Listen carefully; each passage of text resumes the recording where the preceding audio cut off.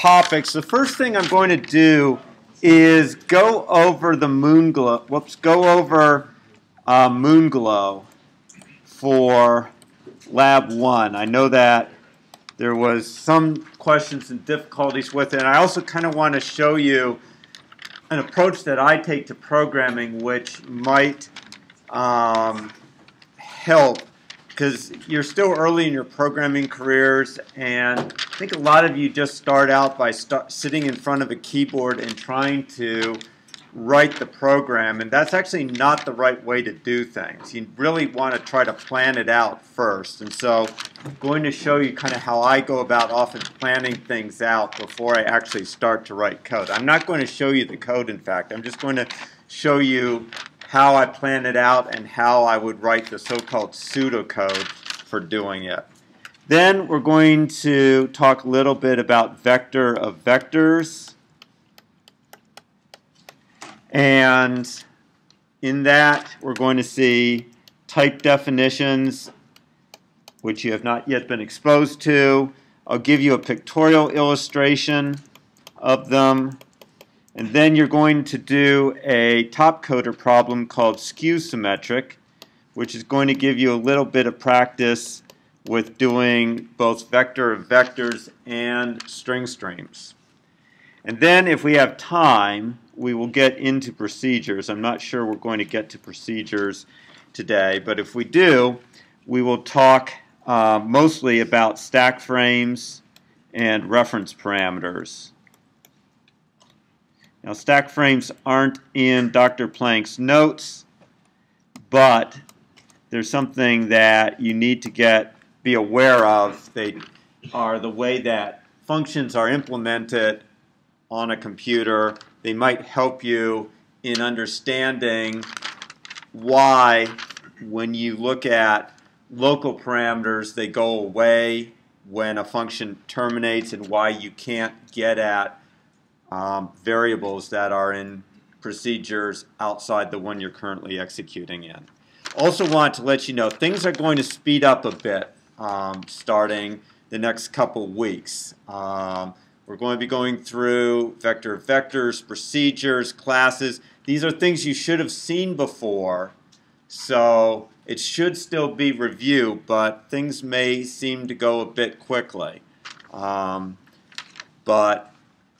as I say, much of what we've been doing is review with some new material mixed in, like vector of vectors is something you haven't seen before. And so we'll go a bit more slowly on that. Okay. So, on the Moonglow lab, the first thing I often do when I'm working a problem is I actually try to get some concrete examples, break it down into concrete examples. So with the Moonglow lab, you were told that the data had a certain format. And what I try to do in that case is write down some possible sequences. And the lab actually had those sequences for you. Okay, if you look at the lab, you'll see that it showed you some sample Moonglow inputs. So that was already done. It already had some concrete examples. So that's the first step, is to try to write down some concrete examples and make sure that you can solve them. So write down some concrete examples and solve by hand so that you really understand what the problem is. Okay? Then the next thing is, often if there's multiple types of input like there was here, it helps to break down the cases. So break down input cases. And there were 3 types of input cases in Moonglow. Okay? What was one type of input in Moonglow? Name. So one type was a name. It started with all uppercase name and then a name. So that was one type of input? What was the second type? Average and then numbers. Average and then some set of numbers. Okay, so num1, num2, ... And how would that be terminated? There are two ways that that could end. End of file is one, so you could reach end of file. What's the other way? You encounter another string, which could be any average or name. So you encounter a string. Okay? And then what was the third thing that it could be? Just a number. Okay, so just a score. So those were the three types of inputs, which meant there were three cases that you had to consider in your code. You had to be able to handle each of those three cases. Okay, so then the question becomes, how do I convert this into some semblance of code? Well, it's still too early to actually write the program. Okay, you've identified the input cases. You still have to have some idea of how you're going to handle them. Okay, so we know that we're basically going to be doing a loop. Okay, so I'm just going to say while more input. Okay, so I'm writing what's called pseudocode. I'm not writing out the program, but I'm writing out pseudocode. I come to my first thing. So I'm just going to say, okay, I will read next, I'll call it token. That's the next input. So I'm calling a token the next input. I don't know what it is. It could be an integer. It could be a string. I'm not sure what it is. So I'll read the next token. I'll just call it a token. Okay? So if, and now this is the thing that I have to decide is what the order is. So should I say, is the token a string, or should I say it's a number? And if I say it's a string, there's no easy, I can test to see whether it's equal to average. I can see whether it's equal to word. However, the way that we've been doing it in class, like last time I had you scan some input and discard it if it was a string, should have told you that maybe it's better to try to read it as an integer first. So what happens if we think that the next token is an integer? Okay, so if we think the next token is an integer, then we are really probably in either C or B. Okay, now I'm not going to go through the whole thought process, but in writing it, I decided the best thing to do was to assume that I was reading a score. And if I was going to be reading a number as part of average, I decided it was going to be a lot easier to just put it in a while loop, and you'll see that in a moment. So what I decided is I was going to assume that if I read an integer, it was a score. So if token is an integer,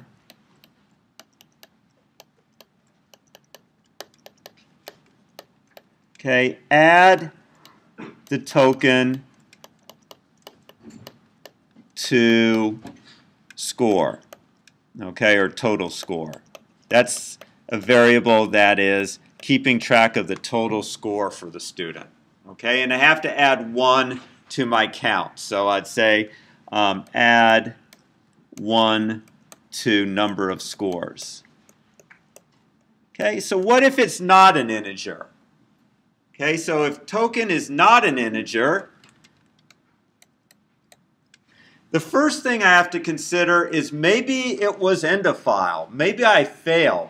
to read because I was at end of file. So the first thing I need to check is, did I reach end of file?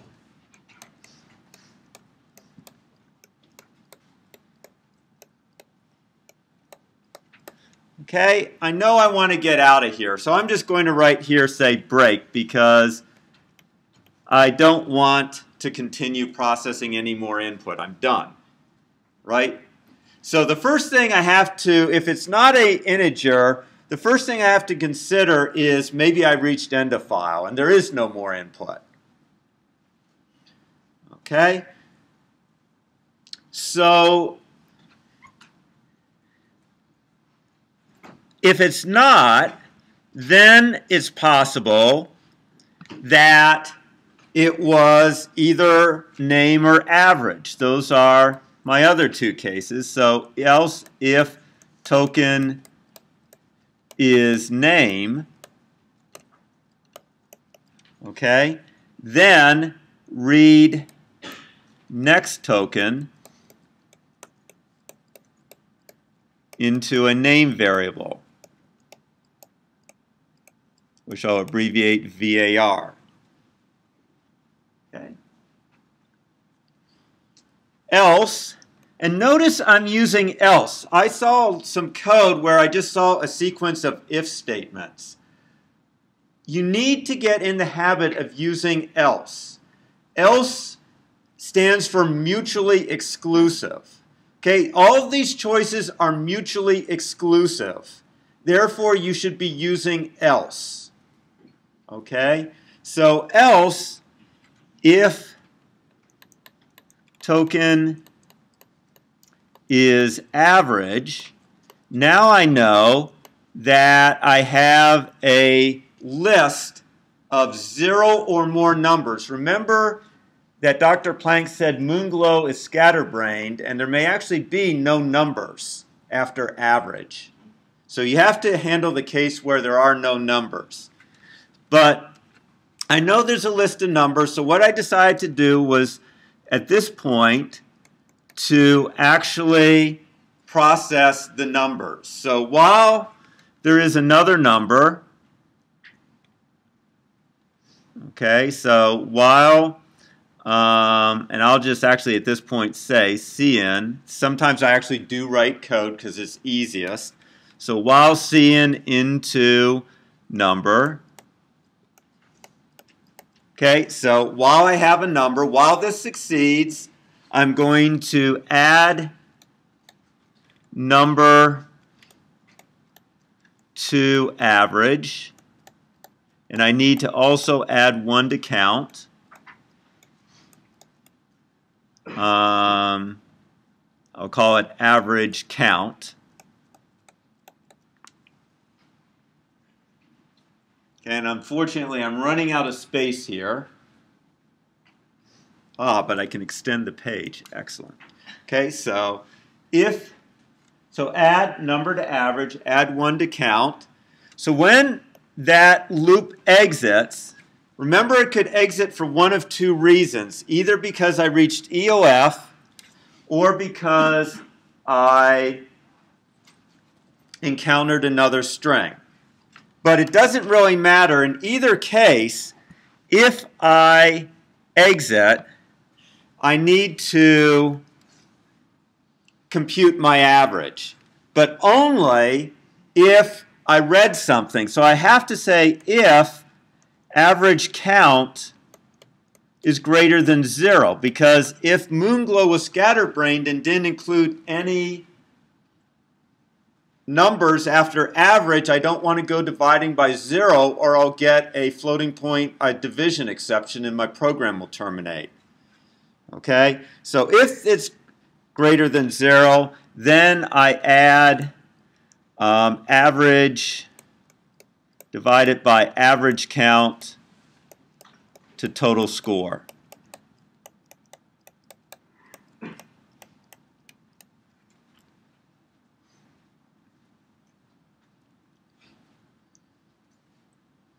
Okay, and now again, I have to worry about how it ended. Okay, it's possible that it ended with EOF. So I again need to check if EOF I need to break. Okay, so I have to check to see how this ended. If it ended with another string, that's okay, but if it ended with EOF, then I need to break. Okay, if it didn't end with, so that's kind of my logic. Okay, so going back to the top, I say while I have more input, I read the next token. If the token's an integer, I add the token to total score. So I'm just assuming that in general, the scores I'm reading should be added to total score. It's case C. Okay. Else, if I have reached EOF, then I have to get out of here. Else, if the token is a name, I read the next token into a name variable, and I don't have to check to see whether there was a previous name variable. If you read if you executed Dr. Planck's grade script with multiple names, you'll see that he always just printed out the last name. He didn't check to see if the file had multiple names.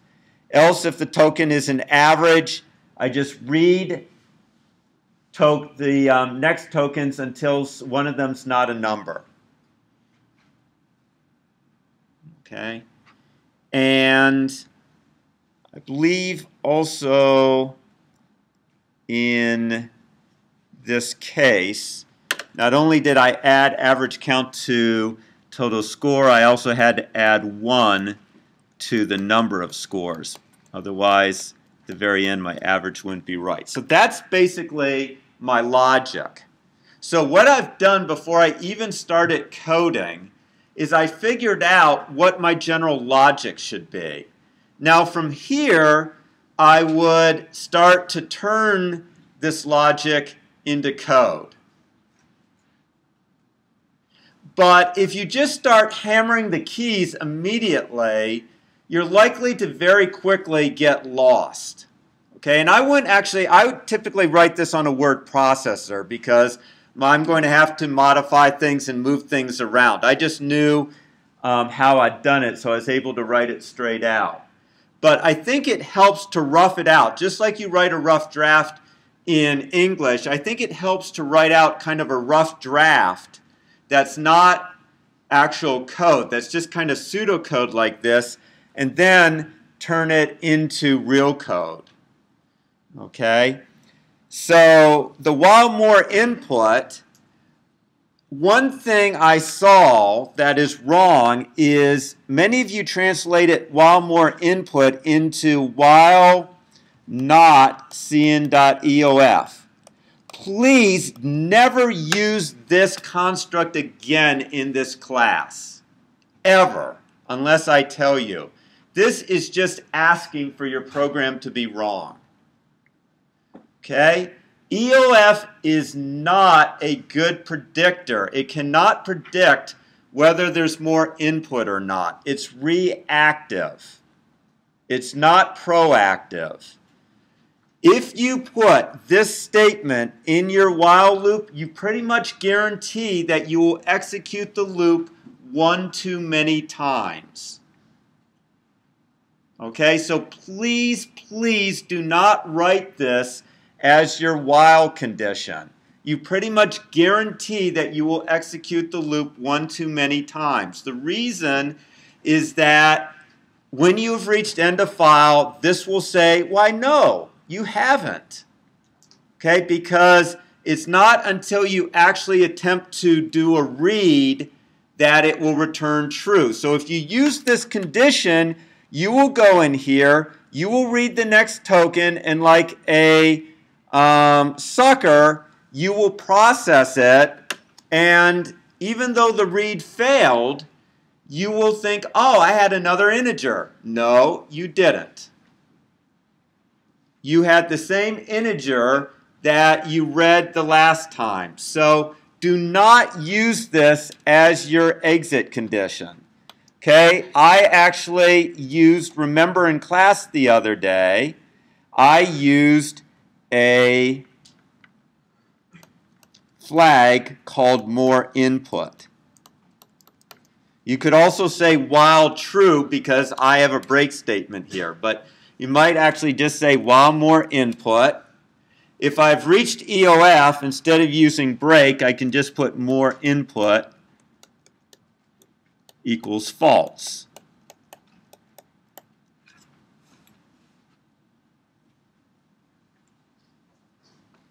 Okay? I can combine these two statements. Read the next token, and if the token is an integer. Okay? These two statements can be converted into if cn into number. I've combined those two because I read it, and if it succeeds, I will end up right down here.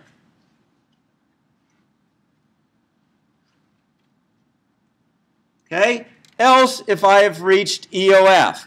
Now it is okay to say else if cn.eof. Why is it okay now?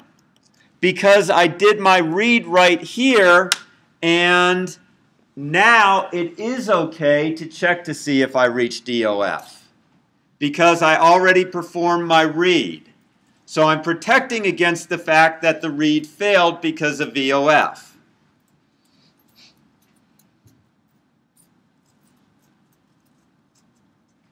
Okay? Else, if token is name. Okay, so what do I have to do if the token is a string?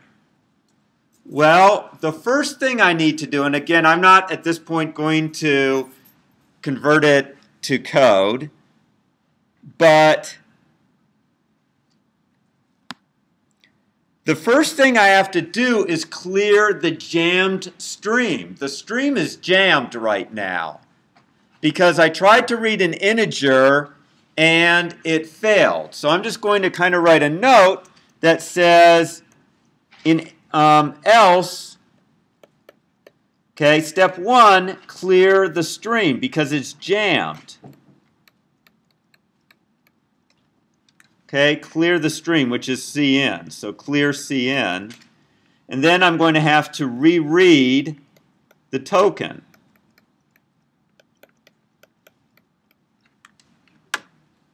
So in that case, before I can check to see if the name is a token or if the name is average, I'm going to have to actually clear cn and then reread the token. So actually, this else is going to end up being an else like that. And then I'm going to, after I clear cn and reread the token, I'm going to say if token is name, blah, blah, blah, else if token is average.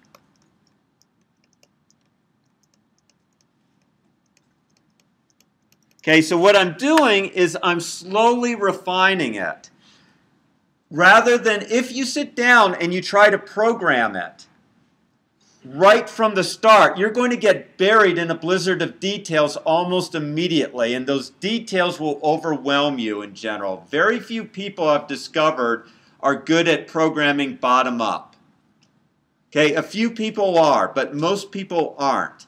Generally, it's better to program top down to figure out what are your cases, your input cases, then figure out how to handle those input cases, and then keep adding in more and more detail until you really can write the program. Okay? As I said, a very small number of you can do it bottom up. It's pretty rare in my experience. Generally, you have to go top down like this and kind of refine things. Okay? So, again, you'll develop your own style, but my recommendation is this kind of top-down style where you first develop what we call pseudocode, and then you slowly refine that pseudocode. Okay? Any questions about this? Yes. Mm-hmm. Yes, there was a reason it worked probably for all the test cases, which is if you were careful, you probably were checking for failure at some point, correct, Camille? Some point you checked for cin.fail. Then I'm surprised it worked because I'd have to see how you did your code. I know it's possible to very carefully write this code so that you're always checking in this loop to see whether you have failure, okay? But like here, this would work if I had said, actually the way I've written it, it would work if I had said while not cin.eof, because I would have attempted to do the read and it would have failed. And then it would have come down here and hit the if cin.eof and it would have gotten out. So I could have gotten away with it, but writing, the reason I would have gotten out successfully is not because this condition ever succeeded.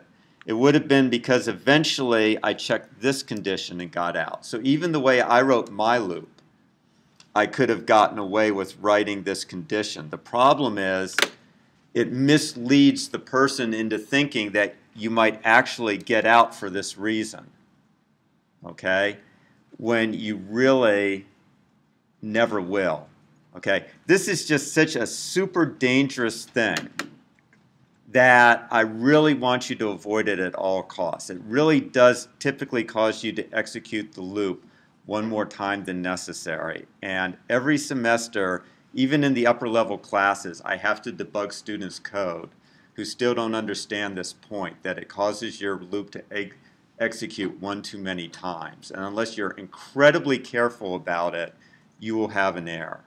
Okay? As I said, the way I structured my code here, it works. Apparently the way you structured your code, it also manages to catch the EOF in the loop, okay, somehow. Pardon? Yes, this is just a bool. So I declared it as bool more input equals true. Okay, that's how I did it. So that's how I recommend you do it. Okay, if you want to use breaks, I said that's okay in this class, although you may get dinged for it in later classes. Okay, I don't think you'll see a lot of breaks in Dr. Planck's code. He does? Oh, okay. I thought he hated it. I actually thought I'd heard a rant from him on a couple of... okay. Gotcha. Okay, other questions? Yes.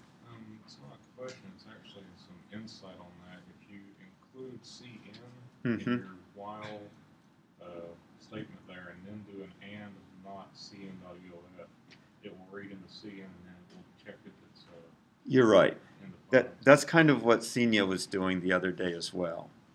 Okay, so it's just, but it's, so if you can do it that way, great, okay? But it's a slightly subtle thing and it's going to, but yes, you're very true. It's an elegant solution, but a bit nuanced. So, perfect. Other questions? Okay. So, I will often do this with the labs, which is kind of go over the logic a bit after they are due. I'm not going to show you code because these labs are reused and we don't need someone using that code in another semester. But I think it's fair to kind of show you the general logic of things to help you in case you were really lost. Okay. So, moving on to vector of vectors, if I can. There we go. Please. So, you were introduced to vectors both in 140 and also earlier this semester, 102, and then earlier this semester. But there are times when you want to be able to represent multi-dimensional objects. In fact, in Lab 2, it would be nice if you could represent those PGM files as a two-dimensional array. Unfortunately, arrays have a nasty drawback, which is you have to know their size in advance. Okay? And when you read something, before you even compile the program, you in effect need to know the size of the array.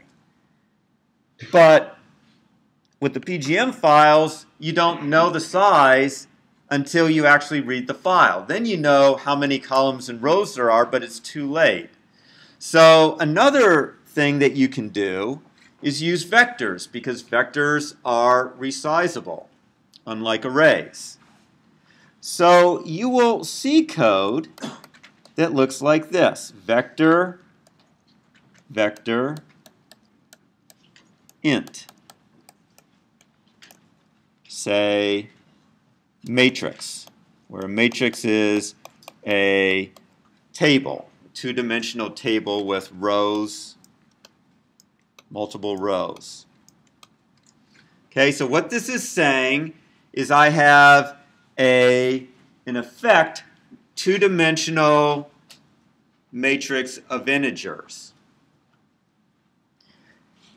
What I really have is I start out with just a vector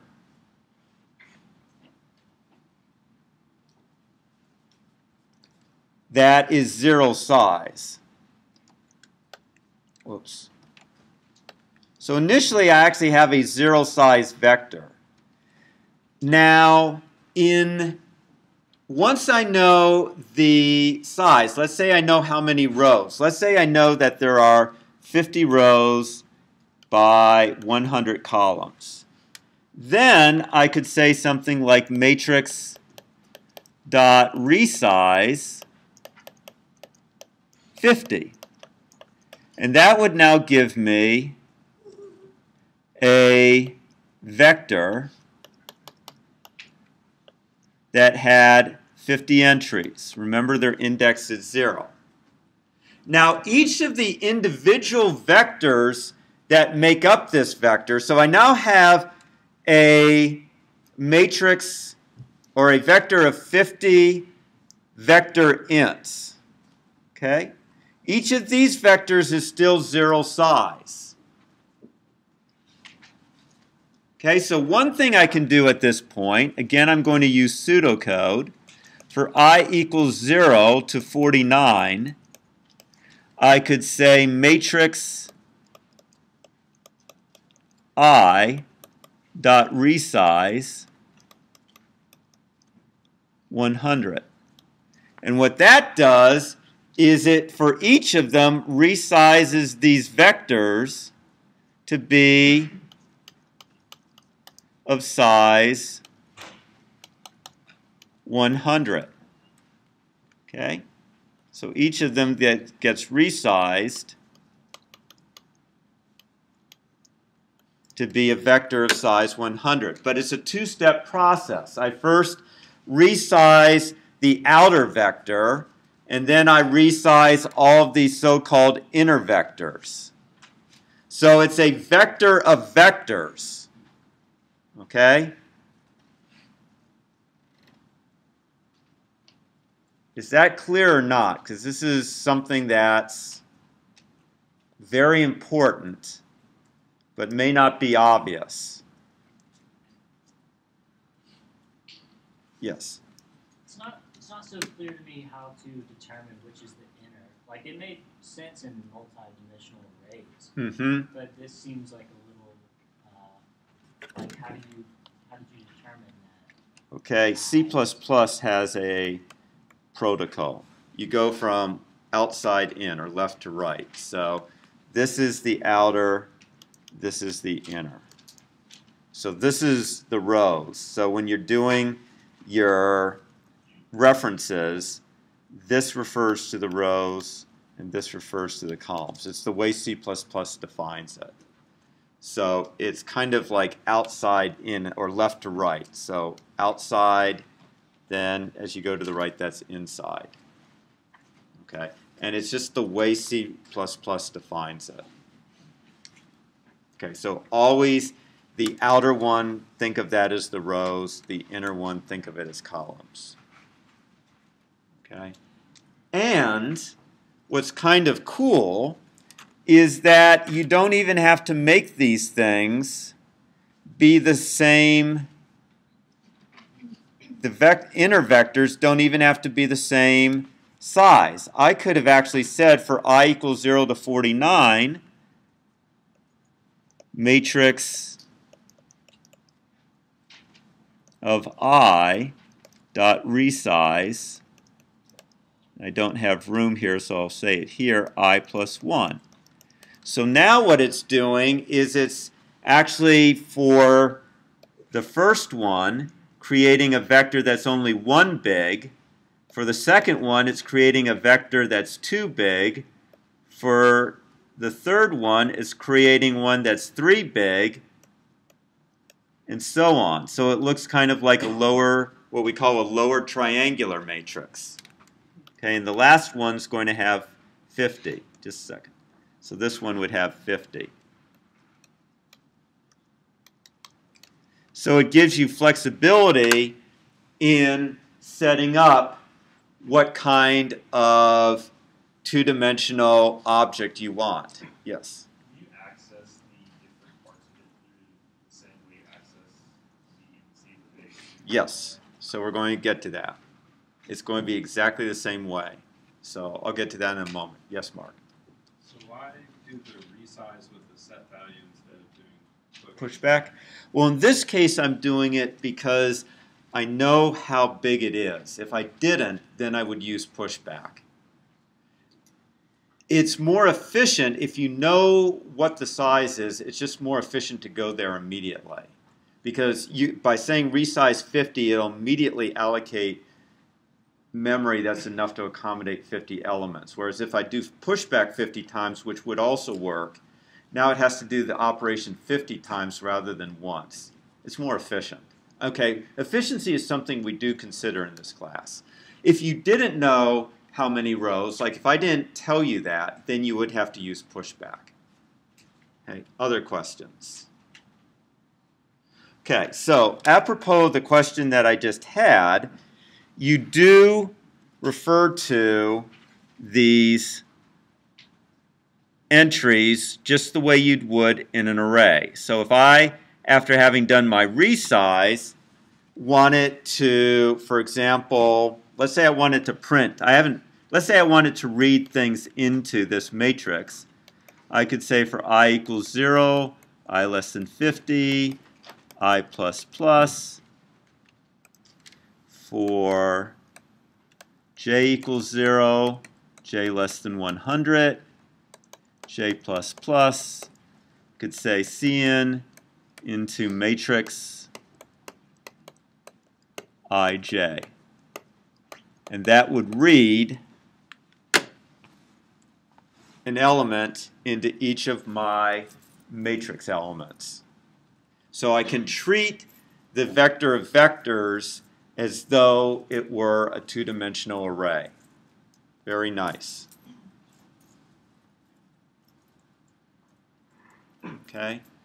So all you have to do is you got to get used to the syntax right here for how you declare it. And very importantly, there has to be a blank space right there. If there's not a blank space right there between these two symbols, what do you think the compiler is, how do you think the compiler is going to get fooled? It thinks it's an input operator. It thinks you just shoved an input operator into the middle of your declaration, okay, which is something it doesn't appreciate. So to get around that problem, you have to put a space there. If you don't, you'll get an error message from the compiler. So make sure, you don't need the space here, although I always put a space there for symmetry. But there's no ambiguity. It's only on the right side that the ambiguity comes up. Okay, so that's number one, is make sure there's a space. Put a space here. I'm going to put it with a couple exclamation marks. Put a space here or else the compiler gets confused.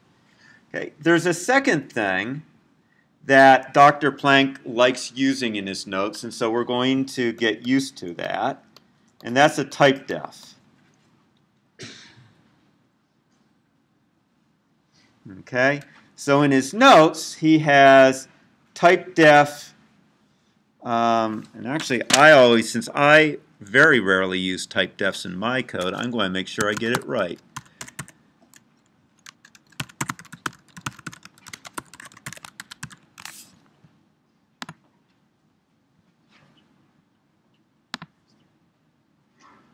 Yes, it is that way.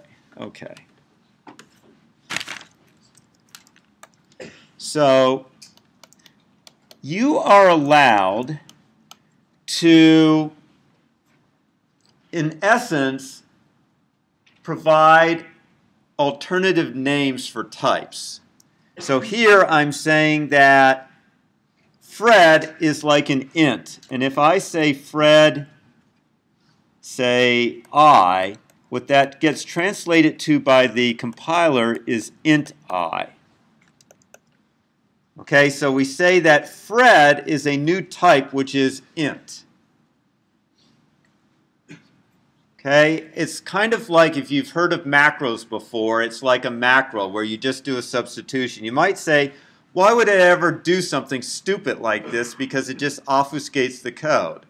Well, you do it sometimes to make it easier to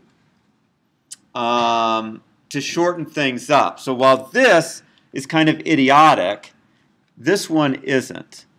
Typedef vector int IVEC. So now this is a little more informative, perhaps. It's an integer vector. Okay, he's abbreviated it as IVEC. So now you can say something like vector IVEC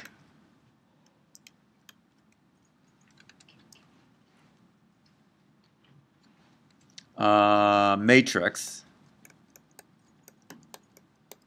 and it's equivalent to having said vector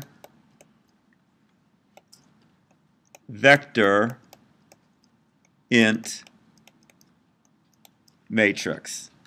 Now, you might also say, wait a minute, you did not put a space here. That's the beauty of a typedef. It doesn't require a space anymore because now the compiler is smart enough to know, oh, you're creating a vector of integer vectors, and it doesn't actually do a completely brain-dead substitution. It actually knows that you're creating a vector of integer vectors. So you actually don't need to put a space anymore after IVEC. You can if you want, but there's no need to. So you'll see these typedefs a great deal in Dr. Planck's code. In fact, he kind of makes you use it in Lab 3. Whether you use typedefs or not on your own is up to you. Okay? But when he uses them in the labs, you shall also use them in the labs, and he will use them extensively in the notes. But basically, a typedef is just an alias. It's another handle for a certain type. Okay? Often it gives you a shorthand way of referring to that type. Here, IVEC is only 4 key strokes on your keyboard, whereas vector less than int greater than is 6 9, 11, plus you'd need a space 12. So you save 8 spaces. Plus it might be a little more clear to someone looking at the declaration down here that what you really want is a vector of integer vectors. Perhaps, perhaps not. Okay? So questions about that? Yes. What would it look like if you did a three-dimensional array of vectors? Very good. Okay, so its question was, what does a three-dimensional array or three-dimensional array of vectors look like? Vector, vector, vector, int, space, which I'm denoting with a B and a slash through it because I grew up in the COBOL days and that's how they indicated spaces. That's a three-dimensional vector. Okay. And using Dr. Planck's notation, you could also write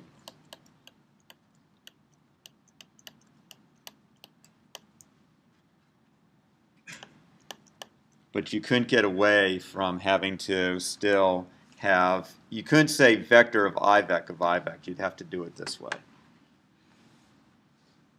Okay.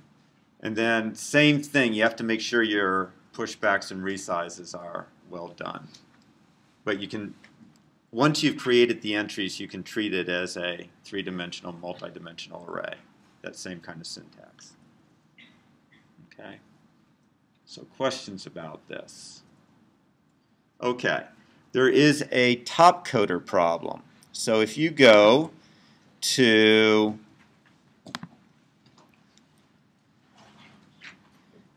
the website for the course and you go to top coder problems, or you don't even have to do that, you can just look at what I have here. So today there's this problem 319 called skew symmetric. And I would like you to go to that and take a moment to read that problem definition. So log into Topcoder, take a moment to read that definition, and you can work on this with a friend. We're going to discuss it before you actually attempt it.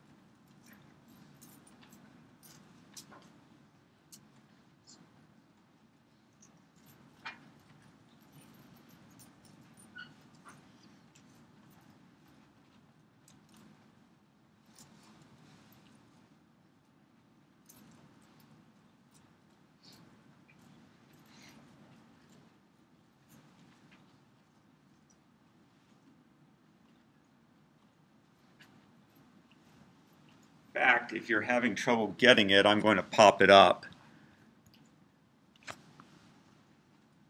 So it's 319. I'm going to pop it up myself on my computer. So for a moment.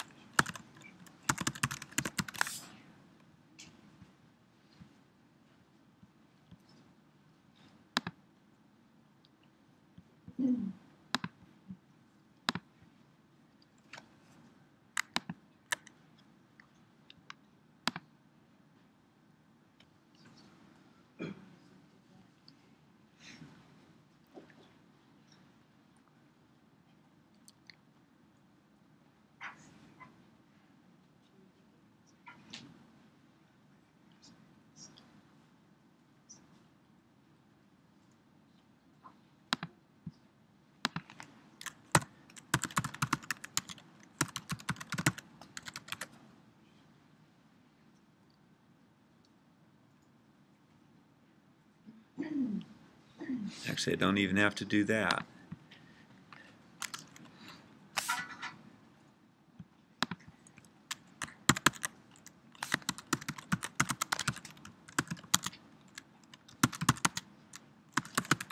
There we go.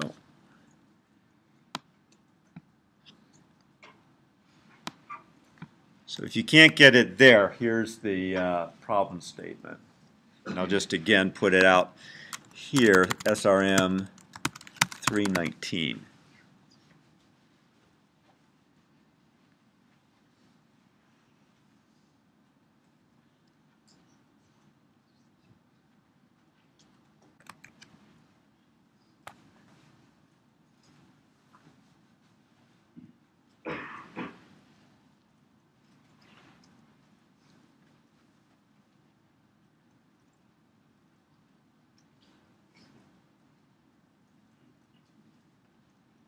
Okay, so we've had a chance to look at it. So, couple things. So if you look, first of all, you're getting it as a series of strings. So for example, you will get, if it's a 3 by 3, it will come in actually as a vector of 3 strings. So what do you think you're going to have to do in order to get those numbers out of the strings?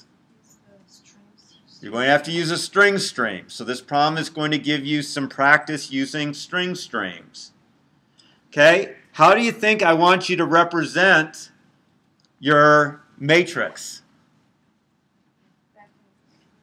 Yep, I want you to use a vector of vectors to represent your matrix. So you're going to get a vector of strings, and what I want you to do is I want you to read it in, or I'm sorry, not read it in, you're getting it as a vector.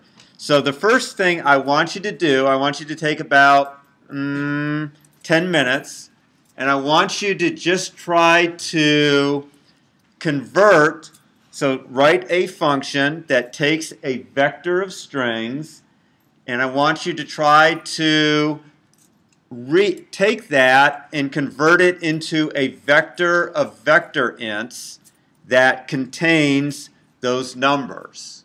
Is that clear what I want you to do?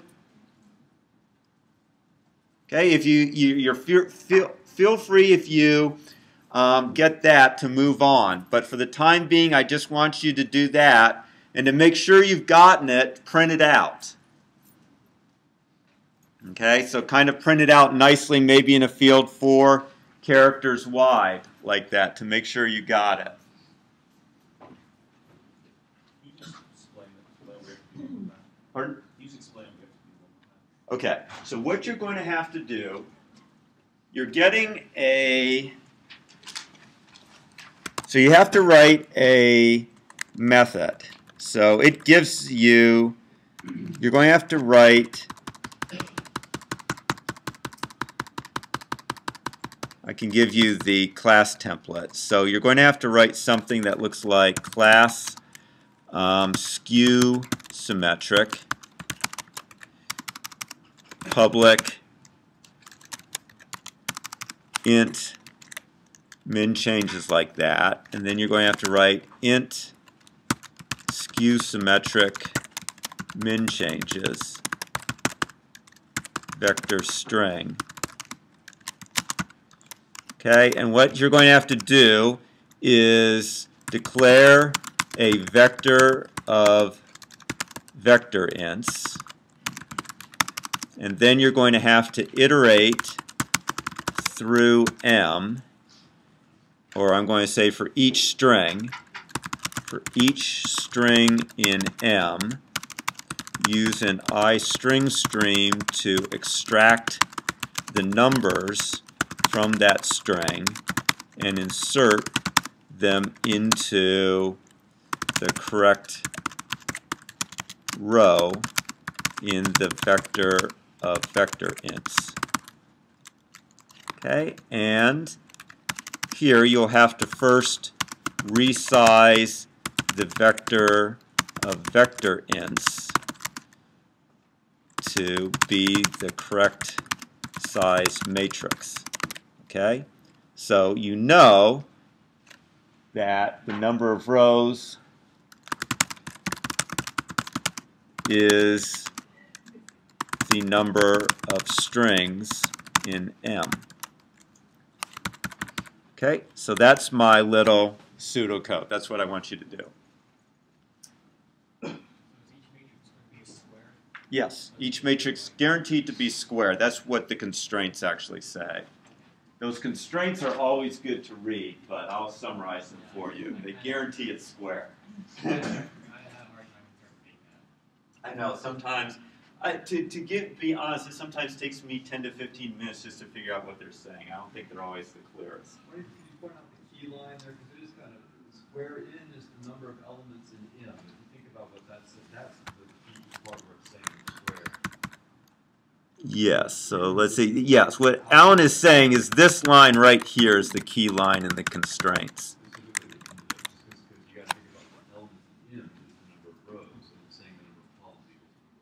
Yeah, but it's not saying it very clearly, but Alan is right. That's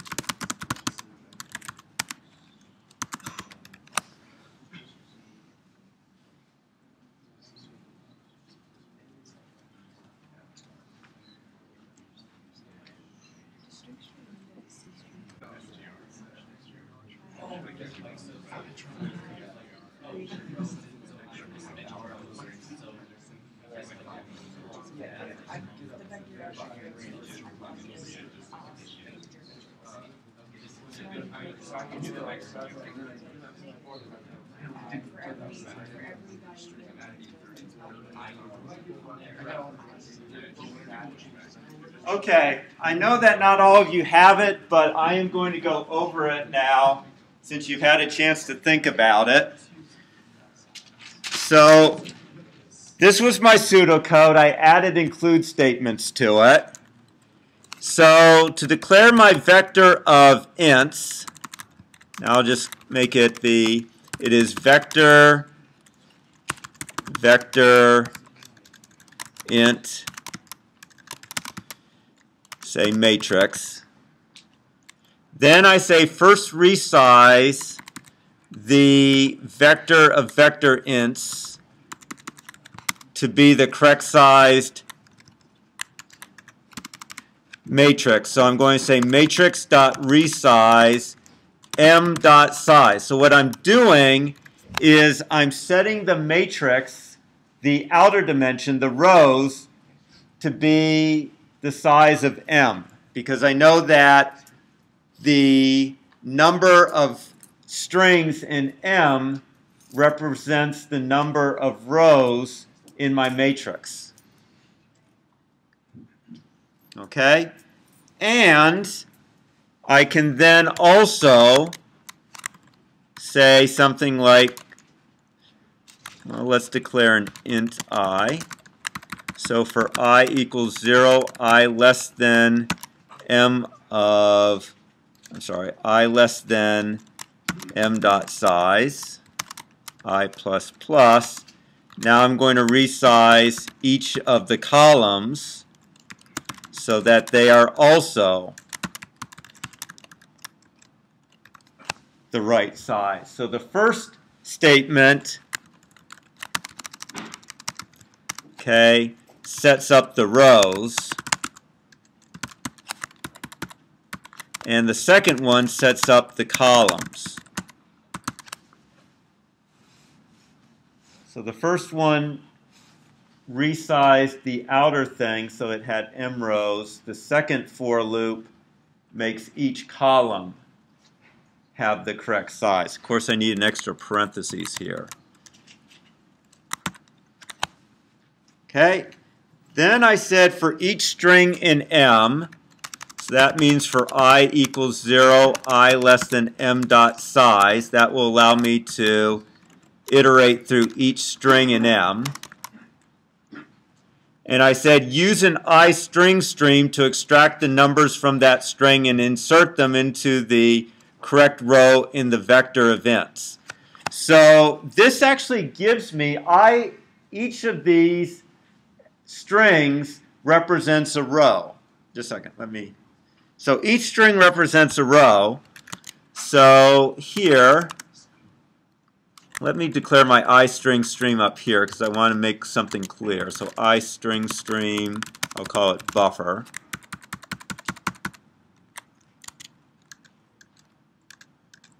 So I'm going to say buffer dot, and someone may see the error I'm making, but please don't give it away.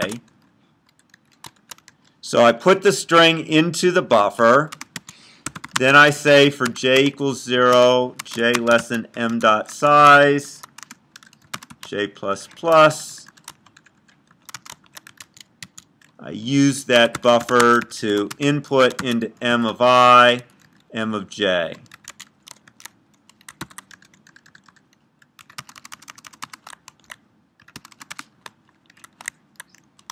Okay, that's it. So this is running through and doing that particular comment.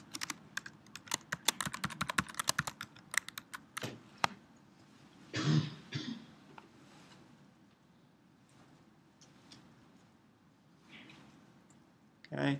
Now, there's one bug in here. And it's one that's very easy to make. Does anyone see the bug? It's with the string stream.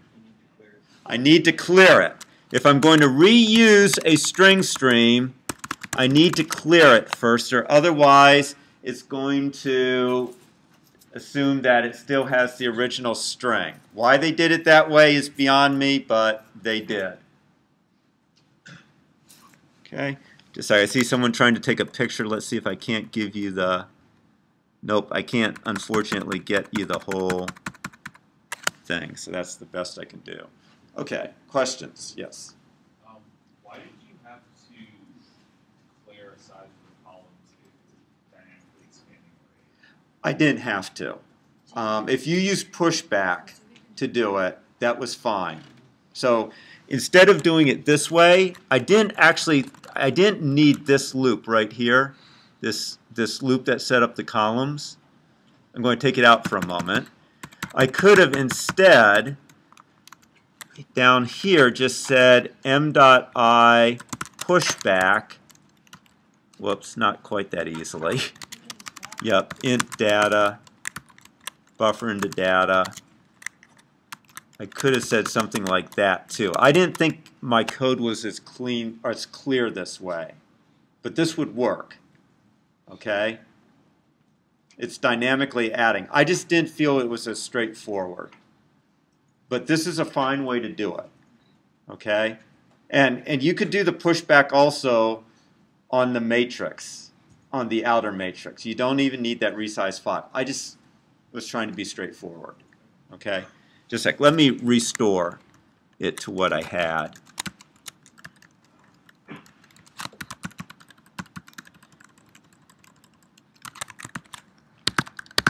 Okay, other questions? Yes. So that will work. Mm-hmm. I tried to, for some reason, I tried to like give it. I used getLine and tried to take. Okay, getLine is going to try to read from standard input, and there's no reading to be done from standard input here. You're taking the lines from that vector that was passed into your procedure. So you have to give getLine a stream, like. So you have to give getLine it requires a stream like cin. So you can't give it like. Right, you can't use getLine on a vector to get, that's what went wrong.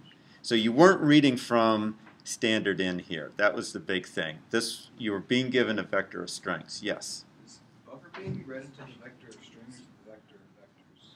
It is being read into the vector of vectors. See here it says M into Mij. I thought that was the M was the name of the vector of vectors. That matrix. Oh, thank you. You are so right about that. This should be matrix. Thank you very much. That was wrong. That should be matrix. If you took a picture, you may want to retake the, sorry. It's matrix, not M. Right here. This should have been matrix, not M. Thank you.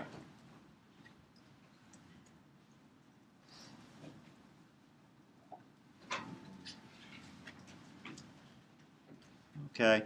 I'll let you think about the trick if you want. At the beginning of class next time, I'll tell you the trick that gets you min changes. We won't actually do it because I want to get into procedures. I will show you the solution next time to the whole problem.